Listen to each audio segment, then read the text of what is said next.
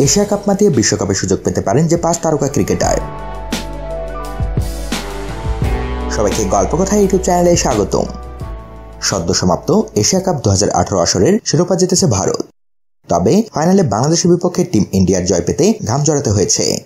শেষ বলের নাটকীয় জলে শিরোপা অক্ষুণ্ণ রাখতে হয়েছে রোহিত শর্মার নেতৃত্বাধীন ভারতকে।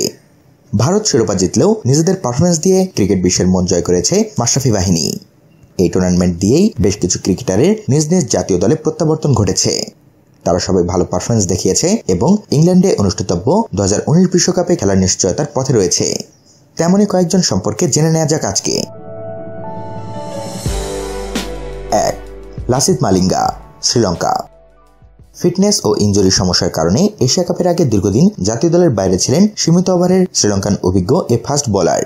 কিন্তু এশিয়া কাপে বাংলাদেশের বিপক্ষে উদ্বোধনী ম্যাচেই দারুণ ঝলক দেখান তিনি, যেন ঠিক আগের ছন্দ। আর অন্তত 1 বছর খেলার মতো যথেষ্ট ফিটনেসের প্রমাণ দেন মালিঙ্গা, যার অর্থ তিনি আগামী বিশ্বকাপে খেলার জন্য প্রস্তুত এবং তার ভক্তরা তাকে ইংল্যান্ডের মাটিতে খেলতে দেখতে চাইবে। 2. মোহাম্মদ মিঠুন, বাংলাদেশ।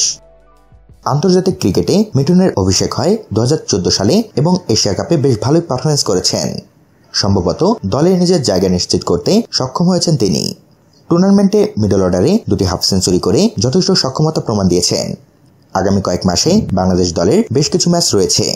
সুতরাং এশিয়া কাপের পারফরমেন্স ধরে রাখতে পারলে 2019 বিশ্বকাপে তিনি দলের সেরা একাদশে জায়গা পেতে পারেন এই তরুণ তুর্কি। 3. শাহিন আফ্রিদি, পাকিস্তান। পাকিস্তানি খেলোয়াড়দের মধ্যে সবচেয়ে বেশি আলোচিতদের মধ্যে একজন শাহিন আফ্রিদি। সম্প্রতি শেষ হওয়া পাকিস্তান সুপার লিগের PSL উঠতি তারকা ছিলেন তিনি। একইভাবে এশিয়া কাপেও নিজের পারফরমেন্সের ধারা অব্যাহত রেখেছেন শাহিন। 3 ম্যাচে 4 উইকেট শিকার করা আফ্রিদির বিশ্বকাপে পাকিস্তান দলে জায়গা পাওয়ার সম্ভাবনা বেশি। 4. আম্বাতি রাইডু, ভারত। গত কয়েক বছর ঘরোয়া ক্রিকেটে গড়ে 50-এর বেশি রান করেও ভারতীয় দলে জায়গা পাচ্ছিলেন না আম্বাতি রাইডু। তবে এবছরের ইন্ডিয়ান প্রিমিয়ার লিগে দারুণভাবে ঘুরে দাঁড়ান তিনি। টুর্নামেন্টে শীর্ষ রান সংগ্রহকারীদের একজন ছিলেন রাইডু। এশিয়া কাপেও নিজের ভালো ফর্মটা অব্যাহত রাখতে সক্ষম হন এবং ব্যাটিংয়ের 3 নম্বরে তাকে বেশ স্বাচ্ছন্দ্য মনে হয়েছে। বিরাট কোহলি দলে এলে স্বাভাবিকভাবেই 3 নম্বরটা অধিনায়কের দখলে যাবে। তবে যে কোনো পজিশনে ব্যাটিং করার সক্ষমতা আছে তার। 5.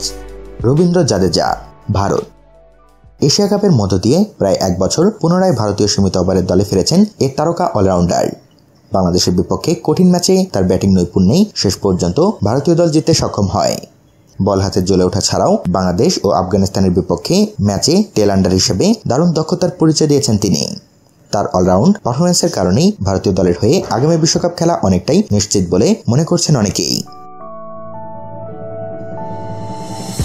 তো বন্ধুরা, এ বিষয়ে আপনাদের মতামত জানিয়ে দিন আমাদের কমেন্ট বক্সে। আর ভিডিওটিতে লাইক ও শেয়ার দিয়ে আমাদের সাথে থাকুন।